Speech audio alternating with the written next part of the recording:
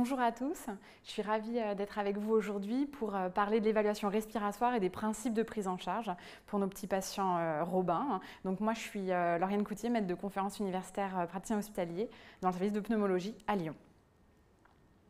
Quelques mots sur le syndrome d'apnée obstructive du sommeil, qu'on appelle communément SAOS, dans la séquence de Pierre Robin. Donc, nos patients présentent une étroitesse des voies aériennes supérieures associée à une hypotonie, le tout dû à la fois au rétrognatisme, à la glossoptose, à la base de la langue qui va venir donc, obstruer les voies aériennes supérieures et des voies laryngopharyngées hypotoniques, associé en plus, dans la très grande majorité des cas, à un reflux gastro-œsophagien. Donc dans cette population, on a une prévalence du SAOS qui est élevée et une morbidité élevée en lien avec le SAOS. Ces patients ont un sommeil perturbé par les perturbations respiratoires. Vous avez à droite l'illustration d'un phénomène d'apnée ou d'hypopnée où on voit le flux d'air qui est perturbé, diminué dans l'hypopnée ou complètement stoppé dans le cadre de l'apnée. On s'attend à une amélioration avec la croissance maxillofaciale. L'idée phare à retenir est que bien, si un diagnostic est suspecté, il est nécessaire d'aller informer l'équipe experte multidisciplinaire. Notre objectif à tous sera de stabiliser la détresse respiratoire si elle est présente et selon l'algorithme de chaque équipe. Et le rôle précis du pneumopédiatre sera de faire une évaluation respiratoire initiale et de proposer un suivi rapproché à la fois clinique et paraclinique avec l'oxymétrie continue. On retiendra qu'il y a une lune de miel dont il ne faut pas ignorer sur les 2 premiers mois de vie. Possible, elle n'est pas systématique. Quelles sont les spécificités du tableau clinique du SAOS chez le Pierre Robin? On a des signes classiques et on a des signes qui sont plus spécifiques au robin et surtout, on a des nouveau-nés robins qui peuvent présenter que très peu de signes, donc vigilance accrue nécessaire. À l'anamnèse, on retiendra les signes diurnes avec en premier lieu donc, les ronflements plus de 3 nuits par semaine, une respiration laborieuse qui est observée ou non, des apnées observées ou non, à la fois par les équipes médicales et les familles, le stridor potentiellement, l'agitation, l'hyperextension du cou et une respiration buccale. En diurne, les symptômes numéro 1 seront les malaises, mais qui ne sont pas présents de manière systématique, une somnolence diurne qu'on peut observer, une agitation, une irritabilité, un infléchissement de la courbe staturo-pondérale, des difficultés alimentaires bien connues chez le Pierre Robin et des fausses routes. Donc ces enfants peuvent présenter ces symptômes, mais peuvent aussi n'en présenter quasi aucun, et c'est là qu'il faut être extrêmement vigilant. L'examen clinique devra être complet avec une recherche évidemment donc, de la glossoptose que vous avez illustrée sur les photos de droite, l'obstruction nasale, on ira rechercher le stridor ou la cyanose qui seront signes de laryngomalacie. On observera la respiration buccale et évidemment on s'attardera aux modifications maxillofaciales. Dans cet examen clinique complet viendra s'intégrer un examen ORL avec une nasofibroscopie. On retiendra de spécifique chez le Pierre Robin que ce tableau en fait, de SAOS, il peut être donc de sévérité variable, vous l'avez bien compris, il peut être permanent, mais il peut également être intermittent et il peut être variable dans la journée, aggravé à sommeil, évidemment aggravé sur le dos et aggravé lors des repas. Et on retient que la lune de miel est possible et qu'on s'attend à une amélioration après 3 mois.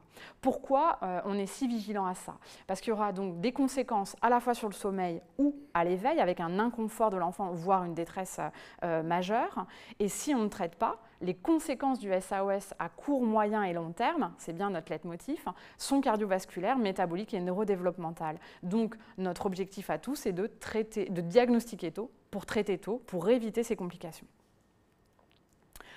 Quid de notre boîte à outils? Donc, on aura besoin d'un enregistrement systématique du sommeil. Vous l'avez compris, l'évaluation clinique n'est pas suffisante. Cet enregistrement, il aura 3 buts. Le diagnostic du SAOS, le jugement de la sévérité et, quand on le peut, juger de l'efficacité du traitement. Il devra être systématique et répété dans la journée et les premiers mois de vie. Et parmi nos outils, eh bien, on sera dépendant des outils qui sont présents sur notre lieu. Évidemment, on n'a pas les mêmes outils en fonction de notre lieu d'exercice.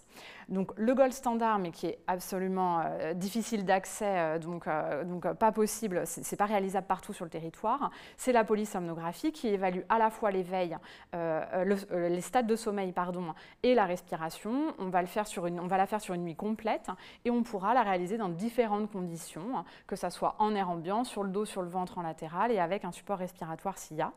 C'est le seul examen qui est complet avant 6 mois et donc d'excellente qualité. Mais il n'est pas accessible partout sur le territoire, hein, et il doit être lu par une équipe experte, hein, pédiatrique. Deuxième outil, c'est la polygraphie qui est plus rapide et plus accessible et qui va aller analyser donc, les phénomènes respiratoires. On n'a pas le sommeil dans la polygraphie, hein, mais on peut quand même travailler et on peut quand même apporter un diagnostic. C'est l'alternative de choix après 6 mois. Les autres outils sont l'oxymétrie, hein, sur 24 ou 36 heures, qui doit être réalisée à la fois sur le dos et sur le ventre, ou latéral et ventre.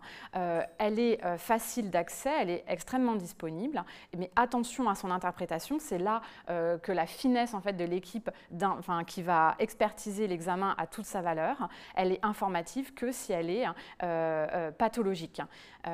Donc, très pathologique, ok, hein, mais si elle est un petit peu pathologique, il faudra quand même aller demander l'avis au pneumologue parce que c'est avec l'expertise qu'on peut vous guider ensuite sur l'étape d'après, en fait, hein, sur quel autre examen, vers quel autre examen aller. Elle est de sensibilité mauvaise, donc une oxymétrie normale ne doit pas éliminer un SAOS. Pour le gaz du sang capillaire, au réveil, attention, on n'attend pas l'hypercapnie. Ils font un SAOS sans être hypercapnique dans la très grande majorité des cas. Donc on n'attend pas cette hypercapnie pour agir. La capnographie, donc complémentaire de notre gaz du sang capillaire, sera réalisée sur 24 ou 36 heures, pareil, dos-ventre ou latéral-ventre. Elle sera informative si pathologique, mais de la même façon que l'oxymétrie, si cette capnographie est normale, ça n'élimine pas le SAOS. Enfin, la nasofibroscopie viendra compléter ces examens et ira chercher le niveau d'obstruction des voies aériennes et pourra nous permettre de répondre à la question de l'indication du tube nasopharyngé que mes collègues détailleront plus tard. Enfin, quand on a donc cette suspicion diagnostique ou ce diagnostic confirmé, hein, on va aller réfléchir tous ensemble à la bonne technique de levée d'obstacles non chirurgicale.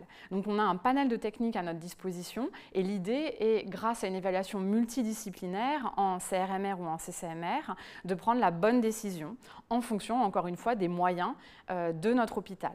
Parmi ces techniques, on a donc le décubitus ventral, on a la PPC, on a le tube nasopharyngé, puis on a la plaque de Tübingen.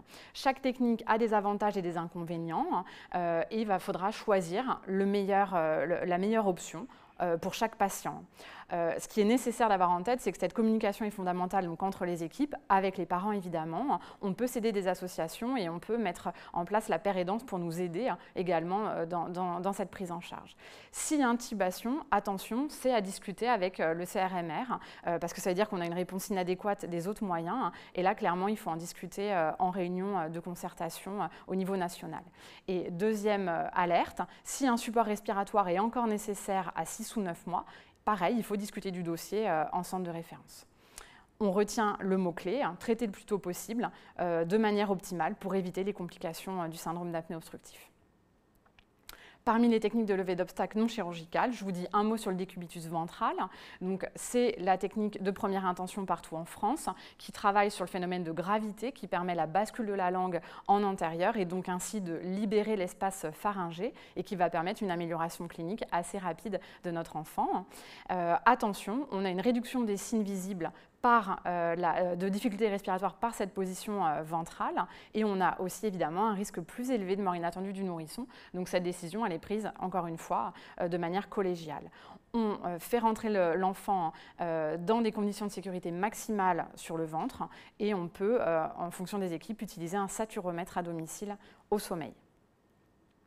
En synthèse, je vous propose de retenir que le SAOS est de sévérité variable avec des conséquences graves, que notre évaluation clinique évidemment est indispensable afin de stabiliser l'enfant dans les premiers moments. L'évaluation multidisciplinaire par une équipe experte est la clé. L'enregistrement du sommeil systématique, on retient chez tous les nourrissons Robin. La polysomnographie, le gold standard, oui, mais nos autres outils pour travailler sur le territoire sans polysomnographie, on en a besoin, on n'a pas le choix à l'heure actuelle. Il n'y a pas de consensus pour le traitement, on a un tas d'options thérapeutiques, parmi lesquelles la position ventrale en première ligne. Je vous remercie.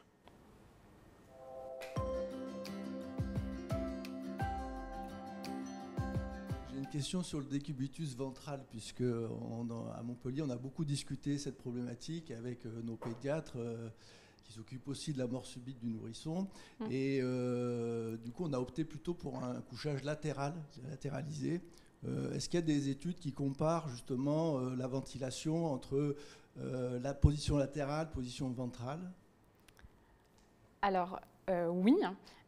Nous, on a fait une étude, donc on est en rétrospectif et sur un nombre d'enfants limité, hein, donc je ne vais pas faire des généralités, hein, mais sur cette étude, donc on avait une trentaine de nourrissons Pierre Robin, on les a enregistrés en polysomnographie, donc côté, dos et ventre, et clairement la position latérale permettait un bénéfice sur le plan respiratoire, certains par rapport au ventre, par rapport, voilà, certains. En revanche, sur la qualité du sommeil, ces enfants en fait, avaient un changement de stade, une fragmentation qui était très importante. Moi, je les trouvais, c'est moi qui avais fait toutes les relectures hein, voilà, dans toutes ces positions, hein, je les trouvais extrêmement instables et un sommeil qui n'était pas de bonne qualité. Donc il y avait un bénéfice sur le plan respiratoire certain, mais sommeil, clairement à discuter. Après, encore une fois, c'était un petit effectif en rétrospectif. Donc voilà, résultat à prendre avec grande mesure. J'avais juste une petite question. Quand on n'a pas accès à la polysomnographie, qui est pourtant le gold standard, est-ce que, même si ce n'est pas validé avant 6 mois, on peut continuer à faire des polygraphies? Enfin, nous, ce qu'on fait à Rouen, par exemple. C'est ce que beaucoup de gens font parce qu'on n'a pas le choix. Et du coup, cette polygraphie, il faut savoir il faut qu'elle soit interprétée par des médecins experts. Et du coup, même si on n'a pas le sommeil, l'expertise du pneumologue ou du médecin du sommeil qui lira la polygraphie permettra de donner un résultat tout de même satisfaisant.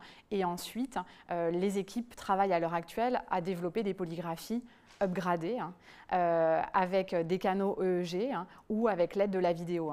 Parce que le but, c'est d'upgrader cette polygraphie avec des outils qui vont nous permettre de différencier éveil-sommeil, sommeil calme, sommeil agité. Donc, probablement que l'avenir, ça va être la polygraphie avec des outils supplémentaires pour affiner. Mais on n'a pas le choix. Tout le monde travaille avec la polygraphie, hormis dans quelques centres. Je voudrais juste compléter la discussion qu'il y a eu à l'instant avec Guillaume Captier. Le ventral est cliniquement tellement meilleur que jusque-là, il n'y a pas beaucoup d'études parce que c'est clair que c'est tellement évident qu'on n'a pas envie de montrer que 2 et 2 font 4. Donc on va le faire, première chose. Deuxièmement, maintenant qu'on a des petits capteurs de SAT à la maison, ça permet quand même de rassurer tout le monde. Parce que mettre autre chose que le ventral, c'est-à-dire un tube ou une petite pipi ou tout ce qu'on veut, ça perturbe le sommeil quand même. Donc, ils sont très confortables sur le ventre. Donc, la peur de la mort subite, elle est absolument compréhensible, mais les techniques de couchage doivent être militaires, drastiques, et on va montrer, parce que beaucoup de gens l'ont fait, mais avec un nombre de cas relativement restreint, mais c'est une discussion qu'il faut qu'on tranche pour qu'on puisse coucher ses enfants sur le ventre pour un bénéfice ventilatoire qui à mon sens, pas discutable. Mais c'est vrai que j'ai peu d'arguments autres que l'expérience-based médecine, ce qui est déjà pas mal.